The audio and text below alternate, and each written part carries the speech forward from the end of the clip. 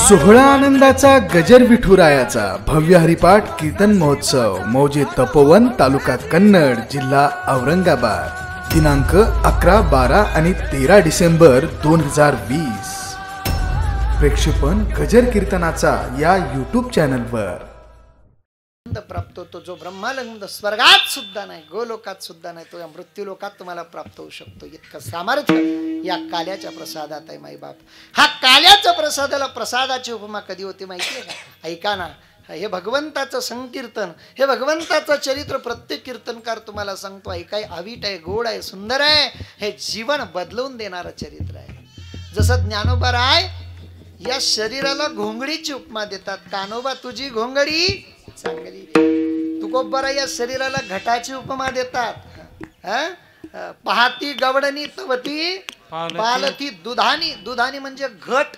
तसं मला असं वाटतं मी स्वतः वैयक्तिक या शरीराला वारुडाची उपमा देतो। आपण सर्व शेतकरी लोक आहात, शेतामध्ये वारुड असतं नाही का, त्यात साप जातो, सर्प, सापाचे प्रकार आहेत, जसे अनेक प्रकारचे साप आहेत ना, तसं ऐका हे शरीर सुद्धा एक वारुड आहे, याला दरवाजे आहेत, या दरवाज्यात या वारुडात सुद्धा सर्प जातात। काम, क्रोध, लोभ, मद, मत्सर हे सर्पाचे नाव आहेत।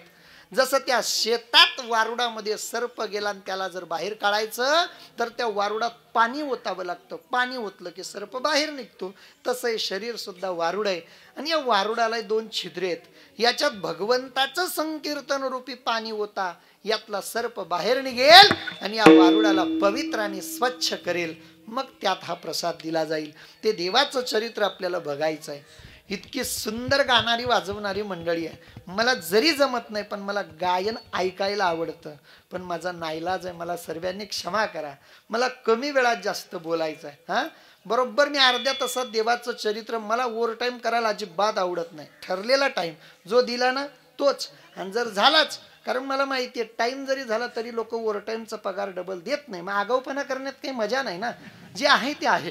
हां, म्हणून आपण बिलकुल तसं काही नाही। ज्ञानेश्वर महाराज माझे मित्र आहेत, त्यांचं ते माझं, हां हां, म्हणजे पाकिट नाही, बाकी सारं ऐका ना माई बाप। मग पुनश्च एकदा तुम्हाला सर्वांना विनंती करेल, एकदा चुले चाले मोडा, हाताची घडी काढा, हातानं टाळी मुखानं भजन, जो टाळी वाजवणार नाही त्याला त्याच्या शेजारच्या माणसाची शपथ आहे, मग बाजूच्यानं काळजी घ्या, आपल्या बाजूचा माणूस टाळी वाजवतो का नाही, इमानदारीत टाळी वाजव वट्टून सांगायचं। सर्वांनी मोठ्या प्रेमाने एकदा हात हात हाताची टाळी मुखानं भजन, विठोबा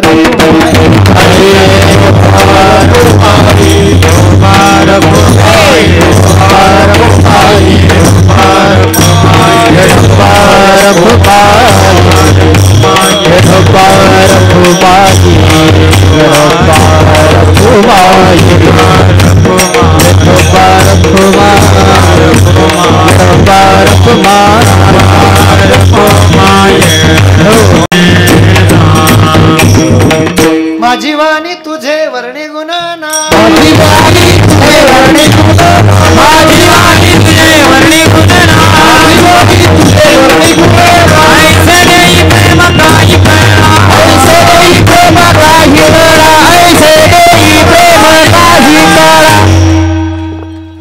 प्रतिवर्षी तुम्ही काल्याच्या कीर्तनामध्ये चरित्र ऐकतात, सर्वांगाचं कान करून ऐका, फार गोड आहे।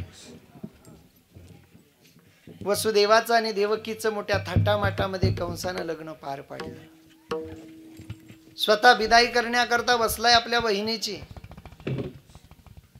रथ जंगलामध्ये आला, आकाशाची वाणी झाली आणि कंसाला सांगितलं, कंसा जिची एवढ्या आनंदानं विदाई करतोस ना, हिच्या पोटी 8वं पोरग जन्माला येईल आणि ते तुला मारेल।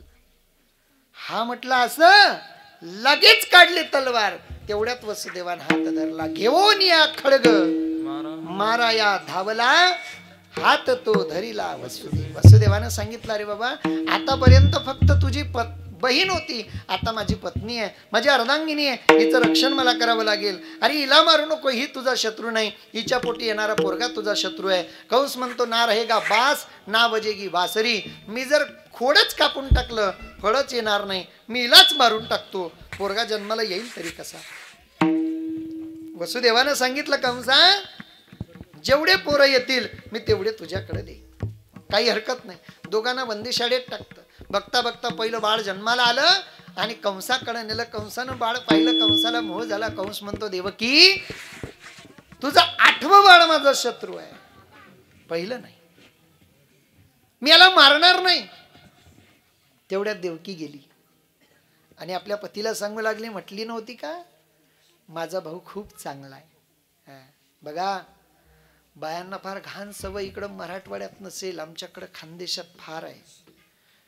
बायांच्या सर्व गोष्टी मला पटतात, पण एक गोष्ट पटत नाही. कशी? तुम्ही आजारी पडलात ना, दवाखान्यात कोण नेतं? नवरा. चांगली साडी घ्यायची पैसे कोण देतं? नवरा. गावाला जायचं पैसे कोण देतं? नवरा. सोनं चांदी कोण करून देतं? नवरा. पोरांचं शिक्षण कोण करून देतं? नवरा. आणि तुम्ही घट्यावर बसले की गाणे कोणाचे म्हणता? म्हणा नवऱ्याचे. हा हा हा, असे गाणे म्हणता. आमच्याकडं गाणे आहेत बघ. वाटे चारे वाट सर्या काय पाहतो वाड्याला, सोन्याचं कुलूप माझ्या बंधूच्या दाराला, अशा स्वरात म्हणतात. आणि त्याच्या घरी उंदर फारकत्या मागतात, त्याच्या घरात खायला पिठळं नाही. हे सोन्याचं कुलूप सांगते. भावाचं गाती हो, भावाचं गाती. पण आदर्श संसार करायचा असेल ना, माझ्या तुकोबरायांची पत्नी होती जिजाऊ. आऊसाहेबांचं जीवन बघा, बापाच्या घरची श्रीमंती. अरे त्या काळात 2च श्रीमंत होते, एक पैठणचे नाथ बाबा, दुसरे पुण्याच्या बाज गुडवे. त्यांची पोरगी होती मासाहेब जिजाऊ. कधी बापाच्या श्रीमंतीचा गर्व दाखवला नाही तुम्ही. मी नेहमी सांगतो मायारून येऊ द्या हो, हे गणी मग माईनं केलं बर, हे गणी भावाने केलं. सोट्टी कुठली, इकडचं चोरून ने देईन, तिकडचं नाव सांगती. हा हो, विचार नाही नाही, मी हे खोट आहे का त्या खरं म्हणताय. घ्या आता काय करसाल, वाईट समस्या. भावाबद्दल लय प्रेम. येऊ द्या ना दिवाळीचा अक्षय तृतीया. गाडी घुंगराची घेऊन बंधू माझा येईल ग, राखीच्या सणाला मला माहेरी नेईल. आलं का स्वर? मग बरं आहे, करतो प्रयत्न. मायबाप भावाविषयी लय प्रेम. देवकी म्हणते ओ माझ्या भावानं पहिल्या बाळाला मारलं नाही बघा, सोडून दिलं. तेवढ्यात तिच्या भावाला नारद भेटला. नारदानं सांगितलं काय भावाचं गुणगान गातेस? बघ तेवढ्यात नारदान निरोप आणला. नारदानं कंसाला घेऊन आला. नारद म्हणतोय कंसा, अरे या कमळात 8 पाकड्या, जी पहिली येते ती 8वी येईल, जी 8वी येते ती पहिली येईल, एक सुद्धा जिवंत ठेवू नको. तुम्ही म्हणणार का नारद तर चांगले होते, असं काम का करायला लावं? तर ऐका, पुण्य सारा वया भेटे देव ऋषी वधी बाळकासी ठेवू नको. हिचं एकही वाढ जिवंत ठेवू नको, का त्याला बाल हत्येचं पाप लागावं. म्हणून नारदानं असं करावं लागलं. महाराज 6 मारून टाकले. 6ही मारीत दुराचारी. कसे मारले माहितीये? जसं की भात शिजवा, त्या भाताचे गोळे तयार करा आणि त्या भाताचा गोळा भिंतीवर मारून फेका. जसे तांदळाचे कण पांगतात ना, तसे देवकीच्या पोरांच्या चिथड्या पांगत होत्या. 7व्या गर्भाचं दर्शन झालं, ते म्हणजे बलराम दादा. बघता बघता भगवंताची तेजपुंज मूर्ती देवकीच्या आणि वसुदेवाच्या समोर उभी राहिली. सांगितलं बोला, कुठं आहे कंस मारतो त्याला. देवकी म्हणते तुला इथं बोलवलं कोणी? म्हटलं तुम्हीच तर मागच्या जन्मात तपश्चर्या केली होती मी तुमच्या पोटी जन्माला यावं म्हणून. अरे एवढा 9 ते 12 वर्षाचा पोरगा कुठं जन्माला येतो का? लोक मला हसतील. म्हणले मग अगं आई, जर तुझ्या पोटून जन्माला आलो, तुझ्या भावानं 6 मारून टाकले, मला ते काही माहीत नाही, मला ते सुख उपभोगायचं, तू माझ्या पोटी जन्माला आलं पाहिजे. बघता बघता देवकीला दिवस गेले. महाराज वसुनम तिथी आली, श्रावण महिना, बुधवार नावाचा दिवस, आणि भगवंताचा जन्म झाला. परमात्म्याचा जन्म झाल्यानंतर परमात्म्याला जसं का जवळ घेतलं, सर्व जेलचे बंदीखाने तुटून गेले, सैनिक मूर्छित झाले. परमात्म्याला टोपलीमध्ये ठेवलं. आता भागवताचार्यांचे मतमतांतर आहेत. कोणी म्हणतं भगवान कृष्णाला टोपलीत ठेवलं, कोणी म्हणतं भगवान कृष्णाला सुपड्यात ठेवलं, काही काही तर याचं पुढे म्हणतात नाही मग जेलमध्ये सुपडं कोणी आणून दिलं तर तुझा बाप गेलता. आता देवाच्या चरित्रावर डाऊट घेतात ही लोक. ठेवलं सुपात असो की टोपलीत असो. आणि वसुदेवजी निघाले नंद बाबाच्या घराकडे. जमनामाई मधून जातात. जमनामाई वर येते. यमुनामाई वर येते. कशा करता? माझे पती चालले, त्यांचं दर्शन घेऊ. भगवान कृष्ण म्हटले येडी माझ्या पाया पडते, पण तुझ्या सासऱ्याला बुचकून मारसल. अगं तू मरल. भगवान कृष्णानं पार बाहेर काढला आणि तिच्या डोक्याला अंगठा मारला असं सांगतात. यमुनेनं वाट दिली. नंद बाबाच्या घरामध्ये योगमाया जन्माला आलेली होती. वसुदेवजी तिथं गेले, योगमायेला घेतलं, पुन्हा जेलमध्ये आले. जेलचे बंदीखाने जसेच तसे लागले. यातून असं दिसतंय, ज्यानं मायेला आपलं असं केलं त्याला बंधनं लागतात, ज्यानं भगवंताला जवळ केलं त्याचे बंधनं दूर होतात. आणि तेवढ्यामध्ये कंसाला 8वा जन्माला आलं म्हणून कंसानं मुलगी पाहिली, हातात गरगर फिरवली, ती हातातून सटकली आणि तिनं सांगितलं, तुझं लागी वधी उपजला मज आधी. मला काय मारतो, माझ्या आधी तुला मारणारा जन्माला येऊन गेलाय. इकडं नंद बाबाच्या घरी बहु दिवसानं बाळ जन्माला येणार. ऐका ना, भागवतात सुंदर वर्णन आहे. जेव्हा भगवान कृष्णाचा जन्म नंद बाबाच्या घरी झाला तेव्हा नंद बाबाची वय होती 91 वर्षाची. हे फक्त ऐकायचं बरं, जास्त विचार करायचं नाही. नंद बाबाची वय होती 91 वर्षाची. नंद राणीची वय होती 84 वर्षाची. 91 वर्षाचा म्हातारा, 84 वर्षाची म्हातारीन. त्यांना झाला, हे मी सांगत नाही, डोंगरोजी महाराज सुद्धा भागवतात सांगतात. हो, एवढ्या उतार वयात मुलगा झाला. अहो, मुलगा होण्याचा आनंदच वेगळा राहतो. तुम्हाला काय माहिती, मुलगा होण्याचा फार मोठा आनंद. तुझं नाव काय रे बेटी? अंगमोड्या नको देऊ. नाव काय तुझं? नागेश दादा. कितवीला जातो? 7वीला. माझ्या एका प्रश्नाचं उत्तर देशील? फार छोटासा प्रश्न आहे, खरं सांगायचं बेटा, खोटं अजिबात बोलायचं नाही, कोणालाही घाबरायचं नाही. खरं सांग नागेश दादा, 7वीला जातो, इमानदारीत खरं सांगायचं. तुला जर पोरगा झाला आनंद होईल की नाही? नाही नाही नाही नाही नाही, विषय हसण्याचा नाही. तुम्ही कशाला हसता? नागेश दादा खरं सांग, तुला जर मुलगा जाईल की? बघा, नागेश दादा हो म्हणतो, अजून त्याला बायकोचा पत्ता नाही तरी त्याला आनंद. नाही नाही, ऐका ऐका, अजून त्याला बायको नाही तरी तो हो म्हणतो. एवढ्या उतार वयाचा माझा पोरगा झाला किती आनंद हो. अरे, मुलगा होण्याचा आनंदच वेगळा आहे. त्या नागेशला विचारा, मुलगा होण्याचा आनंद. कटिंग कोणती आहे रे? 2 साईड का? मध्येच मारला दिसतो तो वस्तारा. काय कटिंग निघाल्या काय. नागेश, अरे तू वारकरी आहे रे, असं करू नये रे बेटा, नाही तो माझ्यासारखे वाढवायचे. मस्त लोक मला हे बी विचारतात, मला तुम्ही केस का वाढवले? भाऊ, हिंदू धर्मात बाया कापायला लागल्या म्हणून मी वाढवले. आता काय सांगू, आता सांगता काय? आता माझ्या केसांचे काय घेणं देणं आहे तुम्हाला? एक तर मला एसटीतच भेटला, म्हणले महाराज तुम्ही दोघं कामं करता का? म्हणलं काय? म्हणे कीर्तन पण करता गुड्या पण घेता का? म्हणलं केस वाढवले की नाही? लोक काय विचारतात. जाऊ द्या, मुद्दा माझा जाईल. नंद बाबाच्या घरी बहु दिवसानं बाळ जन्माला येणार. नंद बाबाच्या 2 बहिणी आल्या. एकीचं नाव नंदा आणि दुसरीचं नाव सुनंदा. 1:56 वेळ आहे. मी नाही, भागवतकार सांगतात, शोधलं सर्व सापडते. 1:56 वेळ आहे. सुनंदा धावत धावत आली. पाहिलं तर काय, नंद राणीच्या शेजारी निळा निळा आकाश दिसतंय. पटकन आली, पाहिलं तर पोरगा धावतच आली. नंद बाबा, लाला भयो लाला भयो लाला भयो. महाराज, जो बातमी पसरली गोकुळात, ही गौडंतीला, ती गौडंतीला, ती गौडंतीला, ती गौडंतीला. गोकुळात सर्वीकडे बातमी गेली. गौडानं म्हणती गौडा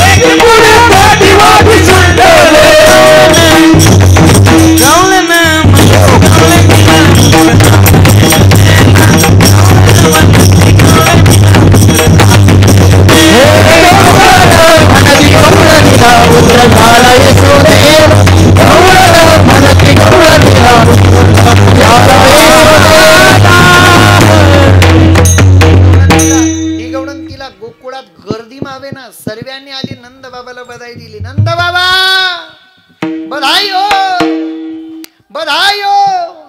सर्वांनी नंद बाबाला त्या ठिकाणी बधाई दिली. नंद बाबानं रिटर्न मध्ये बधाई दिली. नंद बाबानं दान केलं. काय काय दान केलं?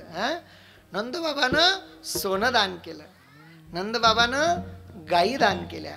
नंद बाबानं अन्न दान केलं. नंद बाबानं वस्त्र दान केलं. नंद बाबाचं मावे नसं. नंदराजा घरी किंवा नंद घरा नंद भयो जय कन्हैया लाल की. मग नंद बाबानं दान दिलं काय? हाती दिनो घोडा दिनो और दिनो पालकी. बळन को हाती घोडा बुढन को पालकी. म्हणजे चांगले ज्यांचे गुडघे चांगले त्यांना हत्ती दिला, घोडा दिला. ज्यांचे टायर पंक्चर आहेत त्यांना पालखी दिली नंद बाबानं फिरायला. दान. नंद बाबानं अन्नदानही केलं. लड्डू दिनो पेढा दिनो और दिनो लापसी. ज्यांना दात नाहीत त्यांच्यासाठी स्पेशल आयटम बनवला लापसी. उचल गोळा दाब नळा. नंद बाबानं जिकडं तिकडं दान. पण इकडं आनंद चालू आहे, तिकडं कंसाला झोप लागेना. कंस तगमग करतोय. नंद राजा घरी कृष्ण वाढतो, मथुरेत कंस मामा पोट मोडितो. मथुरेत कंस मामा पोट मोडितो. लगेच कंसानं तातडीची मीटिंग बोलवली. ऐका, मला मारणारा माझा शत्रू गोकुळात जन्माला आलेला आहे. जो कोणी जाऊन त्याचा वध करून येईल त्याला मी माझं अर्ध राज्य बक्षीस देईन.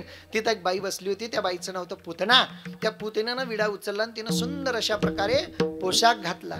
पुतळं, डोरलं, साकडं, पैंजण, कमरेला कमरपटा, नाकात तिनं नथनी घातली, भला मोठा कुंकू लावला.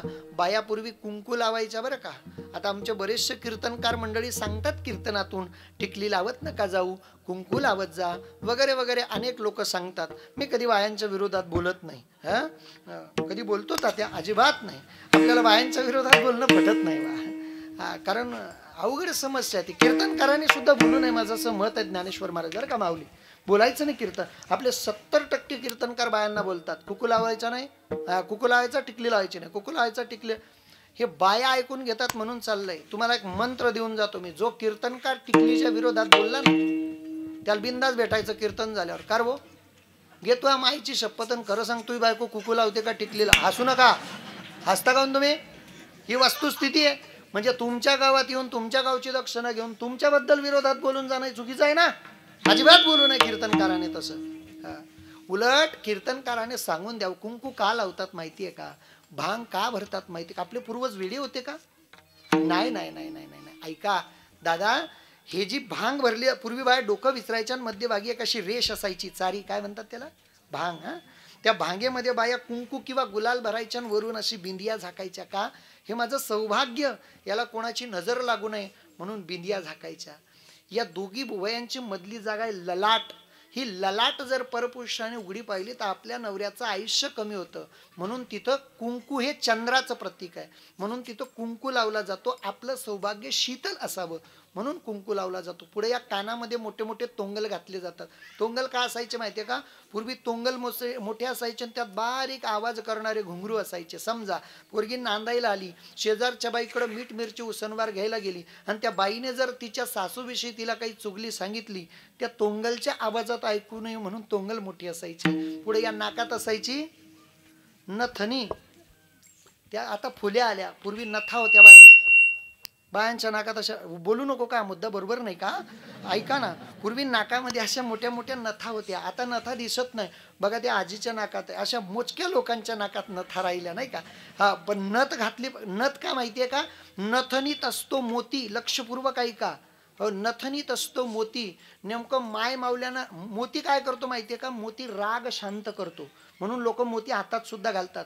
मोती घातल्याने राग शांत होतो. आणि माय मावल्यानं राग कुठं येतो? नाकाच्या शेंड्यावर. मग तो राग आला की लगेच तो मोती तो राग शांत करायचा म्हणून ती नथनी असायची. आता नथा नाही. पूर्वी मी नवीनच कीर्तनकार होतो. आमच्याकडे साक्री तालुका नावाचा तालुका आहे. धनगर समाजात कीर्तनाला गेलो. तुझ्या घरी गेलो, त्या आजीच्या नाकात एवढी नथ. मी विचार करू म्हातारी जेवण कसं करत असेल. काही संबंध आहे का मला?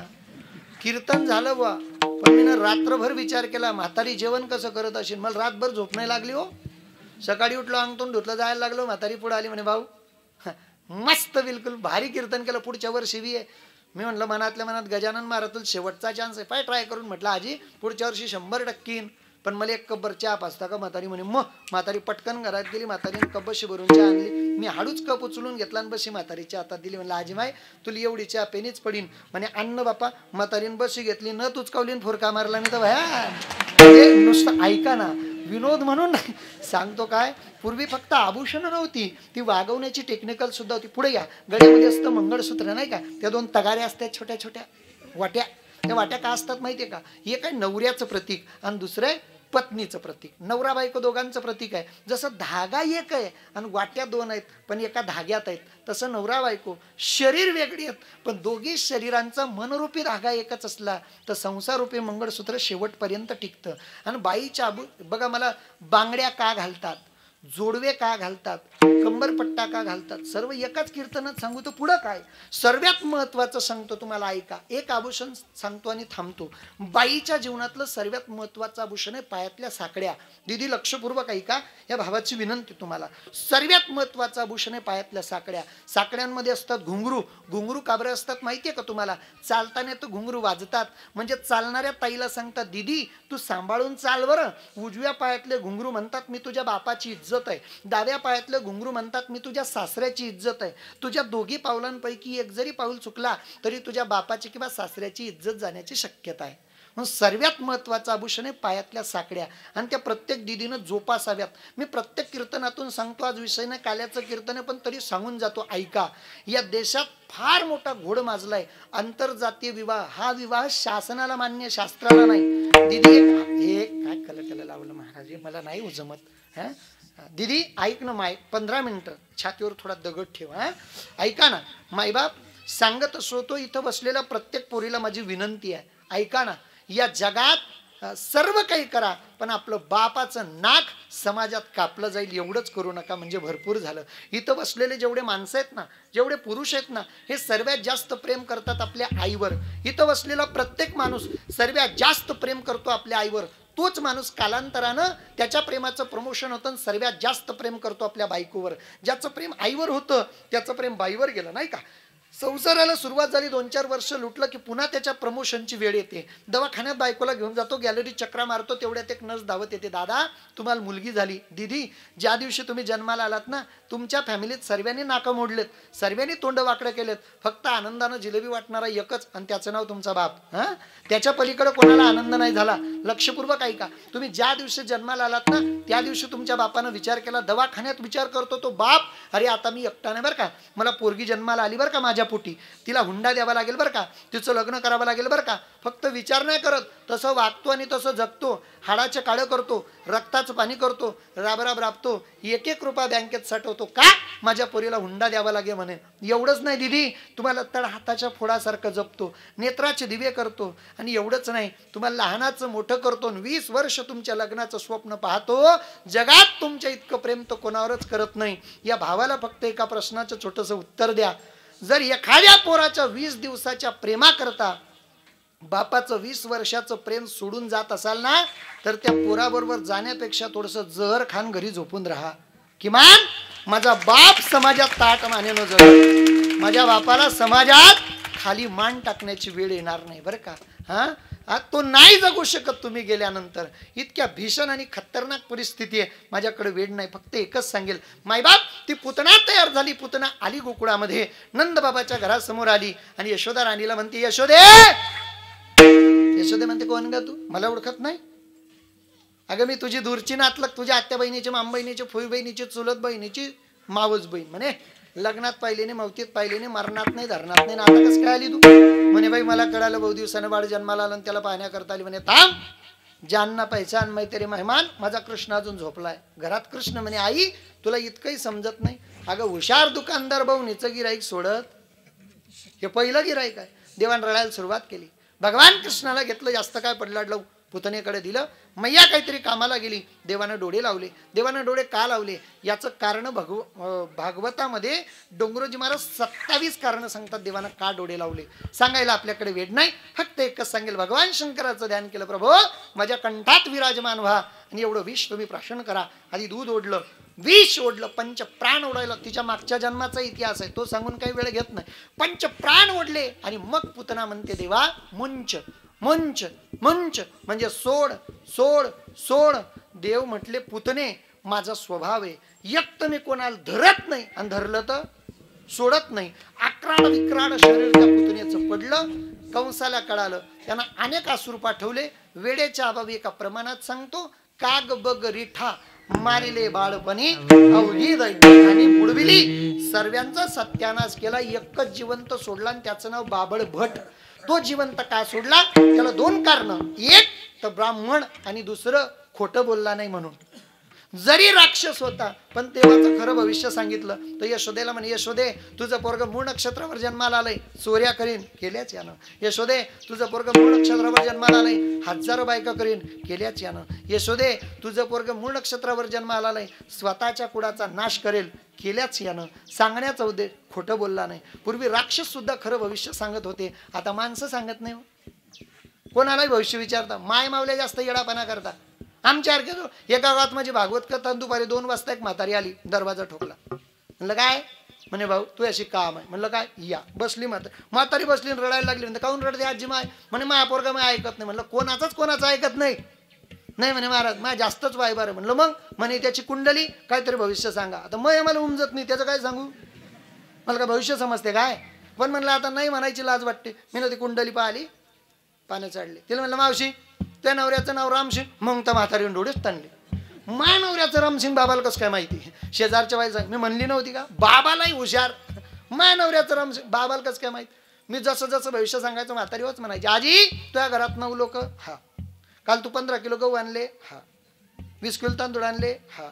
लई येडी माय, कुंडली घरी टाकून आणली, रेशन कार्ड घेऊन आली.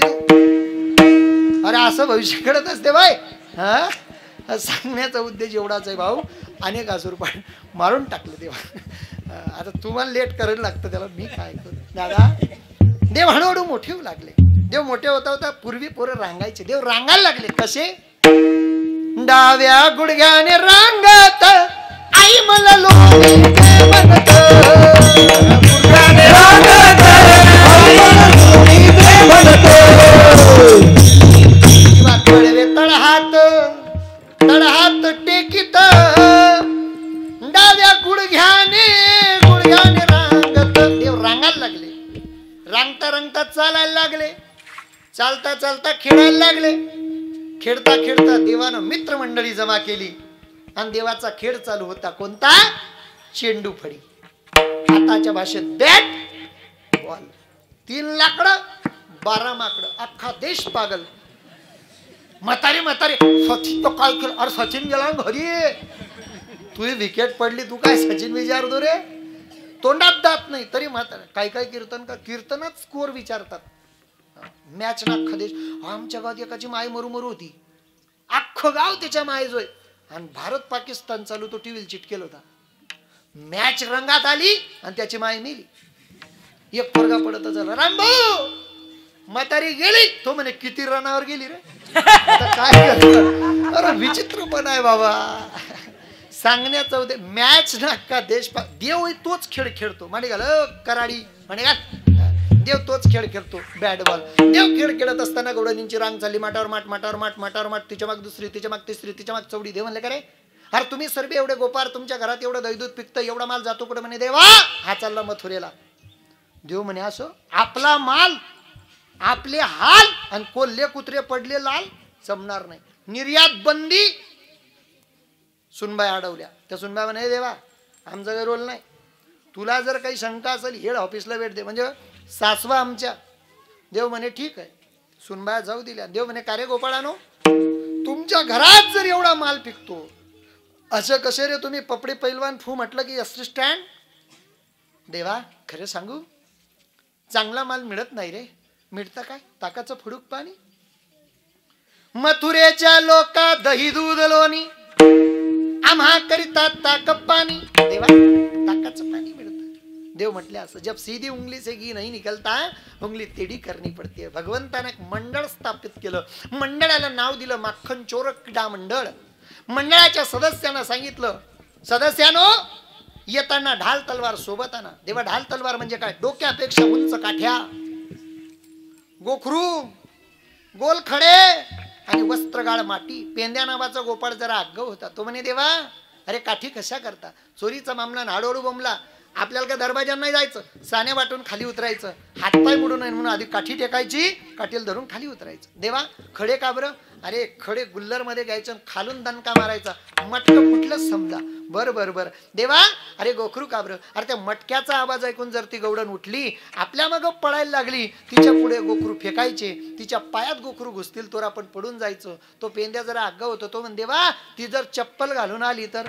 म्हणजे मग येड्या ही माती कशा करतात? ती जवळ आली, माती घ्यायची आणि तिच्या डोळ्यात फेकायची, ती डोळे चोळेल, थोडा आपण पडून जायचं. तो जसा जास्तच एक्स्ट्रा होता. तो म्हण देवा ती जर चष्मा घालून आली तर? म्हणे मग तू घरीच मर, येऊ नको आमच्या बरोबर. देवानं सर्व सवंगडी एकत्रित केले. एका गवडणीच्या घरामध्ये देवानं तह टाकला. आणि काय सांगावं महाराज, त्या गवडणीच्या घरात भरपूर दही दूध लोणी खाल्लं. आणि येता येता त्या घरातल्या सुनबाईच्या मांडीला परमात्म्यानं चिमकुडी घेतली. सुनबाई जो फपकली, सासूबाईकडे धावतच आली. आत्या आत्याबाई हो सासूबाई घरात चोर शिरला, सासूबाई घरात चोर शिरला, घरात चोर शिरला, सासूबाई घरात चोर शिरला. चष्मात जीव माझा घाबरला, चष्मात जीव माझा घाबरला. आत्याबाई आत्याबाई अव सासूबाई घरात चोर शिरला, घरात चोर शिरला, सासूबाई घरात चोर शिरला. जो फपकली सुनबाई आत्या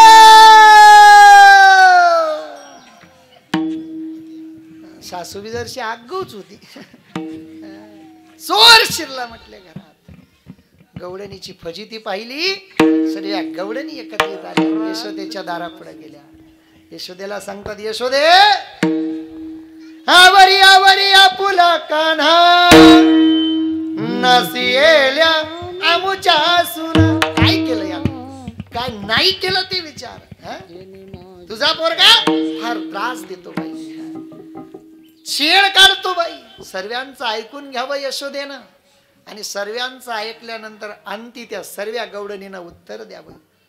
बळ सगुण गुणाचं तान गबाड, सगुण गुणाचं तान, बाळ दिसतय गोजीरवान, गबाड दिसतय गोजीरवान. अगं तुम्ही सर्व खोटं बोलतात, काहीतरी मुद्द्या मला सकट पकडा त्याला, मग मला सांगा.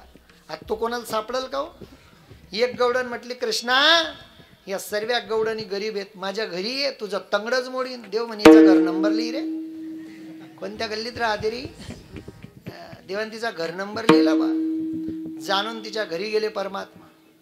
भरपूर दही दूध लोणी खाल्लं, गोपाळांना काढून दिलं, सांगितलं 3 वाजता याच गवडणीच्या घरासमोर हजर राहा. ती उठायची वेळ झाली. देवाना जाणून खळबळ केली. देवाच्या तोंडाला लोणी, आणि देव जाणून तिच्या हातात सापडले. तिनं कच्चाटून हात धरला देवाचा.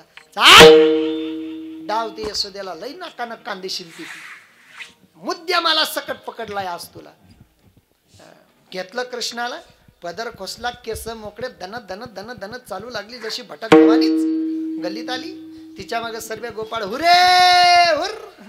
पुढे ही चालायची, हातात कृष्ण, समोरून दुधाची बादली घेऊन तिचा नवरा आला. तिचा नवरा म्हणे, सोड द्याला, 9 लाख गाई त्याच्या घरी, नंदाचं पोरग दे, काय उगाच त्रास देते. ते म्हणले ओ सरका बाजूला, तुम्ही बी त्यातलेच. तो म्हणे आ. तो पण तिच्या मागे चालायला लागला बा. देव म्हटली जरा जास्तच नादी पेटली आता. देव तिला म्हणले, तुझ्या काही पोटीपाटी आहे की नाही? अगं माझ्या हाताच्या नसा चोकप होतील, जरा हात ढिला सोड. तिला थोडी दया आली, जरा हात ढिला सोडला. देव चतुर आहे. देवानं हाडूच आपला हात काढला आणि तिच्या नवऱ्याचा हात तिच्या हातात. सऱ्या गावाला तिचा नवरा दिसायचा आणि तिला कृष्ण दिसायचा. तिचा नवरा म्हणे अय, ती म्हणे गप, मुसाळ्यातच दे. तो म्हणे मुसाळ्यात खाण्यापेक्षा हिच्या बरोबर चाललेलं बरं. देव मागच्या गल्लीनं घरी आले आणि देव आपल्या आईला सांगायला लागले, आई हे आई एंटी द्या पुढला वरिसले की आपलं नको, तुमले बी आई राणी उमजत नाही. ऐका ना माय बाप. नाही भाषेत फरक आहे भाऊ. ते मागचे बसलेले ते धराव जरा, तुमच्याजवळ बसून ठेवा, ते जास्त त्रास देऊ लागलं ते. ऐका ना माय बाप. देव मागच्या गलीनं घरी आले आणि यशोदेला सांगायला लागले, आई आई. यशोदा म्हटले, काय रे कृष्णा? आई, आज मला एक स्वप्न पडलं होतं. म्हणे काय? म्हणे आज आपल्या घरी खूप मोठी भानगड येणार आहे. यशोदा म्हणे, येड्या, स्वप्न कुठं खरे होतात का? म्हणे आई, ते स्वप्न 3 वाजेच्या आणि 6 वाजेच्या मधोमध पडलं होतं. आणि 100% खरं होईल. तेवढ्यात आली ना आरडी, यशोदे नेक बाहेर. यशोदा म्हणली, कृष्णा जाऊन येते बरं का. देव म्हटले, आई मला भीती वाटते ग, मला ने ना तुझ्या सोबत. देवाला घेतलं कळीवर यशोदे नाही. आणि यशोदा बाहेर गेली. काय ग, काय काय काय म्हणणं काय? म्हणे माझं जे म्हणणं आहे ते तुझ्या खांद्यावर हातात पाहिलं ते तो म्हणे बाणट ठेवायचं तर सांगत होतो तुला. ती गवडणीनं पुन्हा 8 दिवस गावात तोंड नाही दाखवलं. शेवटी गवडणी फार त्रासल्या. सर्व गवडणीने एके दिवशी बचत गटाच्या सर्व बाई एकत्रित होऊन त्यांनी सर्वांनी निर्णय केला, म्हणजे एक काम करू, हा एकट्याला बदत नाही ना, सर्व एकत्रित या आणि याचं एकदा खोडच मोडा. सर्व एकत्रित आल्या. यमुनेच्या काठावर देवाला मध्यभागी उभं केलं. सर्वांनी गोल रिंगण केलं आणि कृष्णाला त्या सर्व गवडणी दम देऊ लागल्या. हे कृष्णा, काय त्रास देतो रे? रोज उठलं की एक खोडी, रोज उठलं की एक खोडी, रोज उठलं की एक खोडी. तुझं काही ना काही चालूच आहे. काय एवढा शानपणा करतो रे? तू लईच बोलायला लागला, लईच रिकामे कामं करायला लागला. तुझ्या जीवनातलं एक कोड आहे जे तुला माहित नाही ते आम्हाला माहिती आहे. देव म्हणे, हा, माझ्या जन्मातलं जे मला माहित नाही ते तुम्हाला माहिती? म्हणे हो. त्या कोणाने म्हणायला लागल्या, कृष्णा जे कोणाला माहित नाही ते आम्हाला माहिती आहे. आणि जर तू जास्त बोलायला लागला तर आम्ही अख्ख्या जगाला सांगू. देव म्हणे, काय सांगसान? म्हणे कृष्णा एक गोष्ट सांग. तुझ्या नंद बाबा, तुझ्या माईचं नाव यशोदा. म्हणे नंद बाबाचा कलर कसा? म्हणे गोरा. यशोदेचा कलर कसा? म्हणे गोरा. मग तू मॉडेल चेंज कस काय? बापावर डाऊट.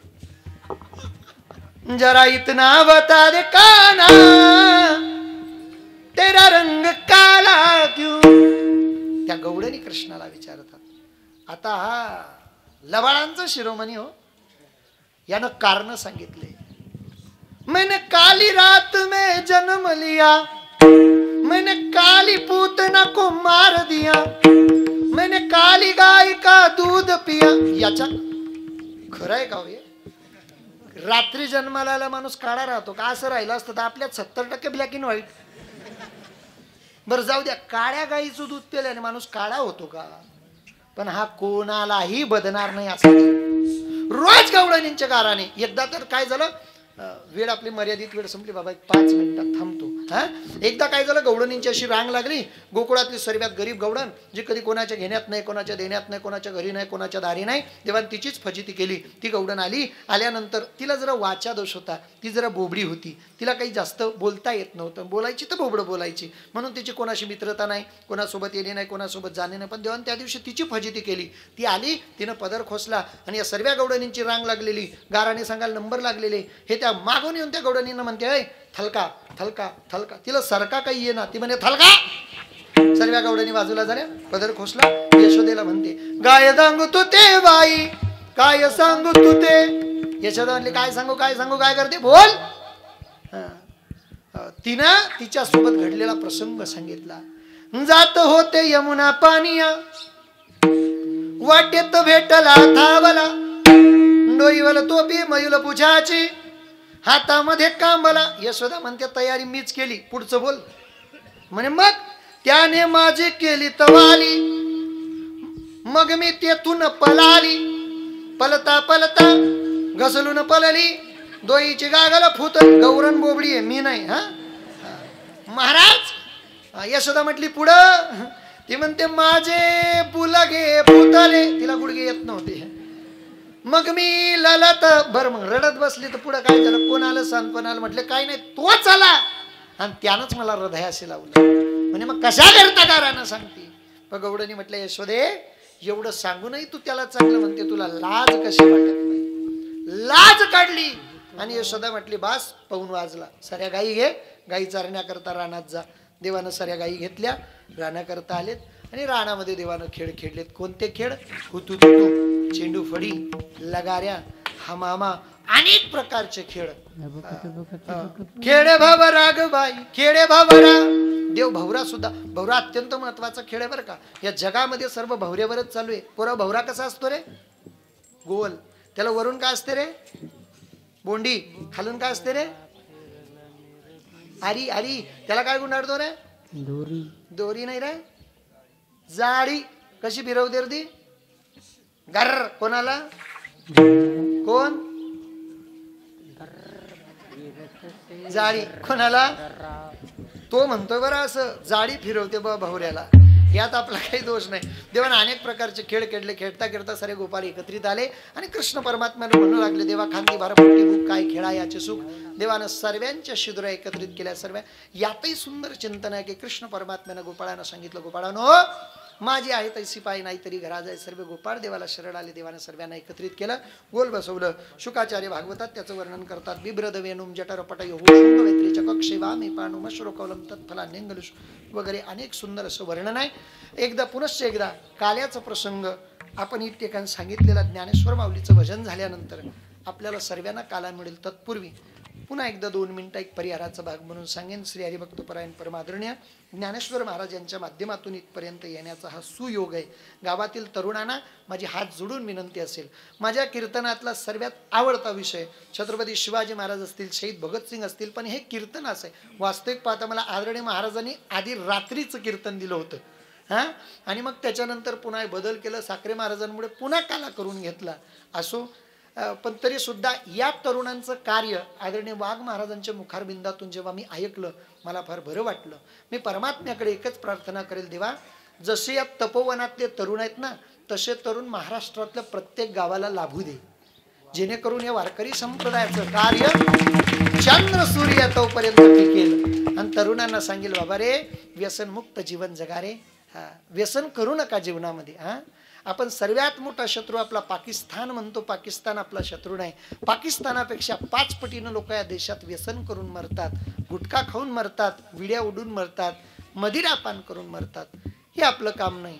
आपण छत्रपती शिवाजी महाराजांचे मावळे आहोत. एवढ्यावर चालणार नाही. दाढी ठेवली म्हणजे शिवाजी महाराजांचे मावळे नाही.